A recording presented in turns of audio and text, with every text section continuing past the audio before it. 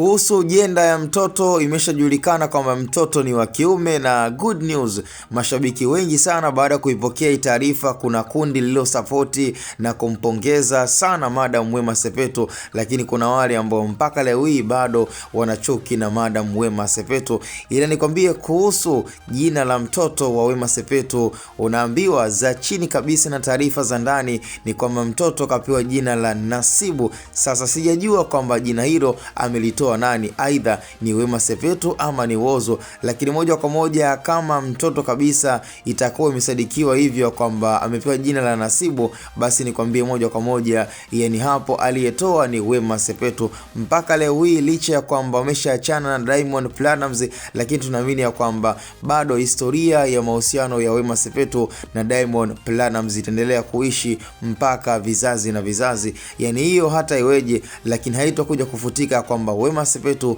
na Diamond Platnumz walikuwa katika mahusiano ambayo yalitikisa Tanzania, lakini pia na Afrika Mashariki kwa ujumla. So kwa hii taarifa ya Wema Sepetu kuweza kujifungua salama salmini na mtoto kuwa ni wa kiume, hii ni taarifa ambayo tunaamini tu ya kwamba kwenye swala zima la jina, basi kama ni Nasibu kweli, ninaamini ya kwamba Wema Sepetu ndio atakuwa ametoa jina hilo la Nasibu, licha ya kwamba tunaamini pia Whozu atapambana sana kwa kuwa yeye ndo ameonekana kuwa ndo nguzo na mwanaume bora ambaye kafanikisha kumheshimisha Wema Sepetu. Miongoni mwa kitu ambacho sasa hivi Whozu inabidi na anastahili kabisa kupewa tuzo ya heshima, lakini ninaamini ya kwamba Wema lazima atakuja kumpa zawadi kaketu Whozu kwa hichi kikubwa alichoweza kumfanyia na kuweza kumpa mimba akiwa miongoni mwa wanaume ambao umeonekana kuwa ni mashujaa, na huko kiibuka ya kwamba yeye Whozu ndo mshindi wa wanaume wote ambao walisha kutembea na dada yetu Wema Sepetu. So cha msingi mtu wangu nguvu, tukutane kwenye upande wa comment. Hapa ni Hatboy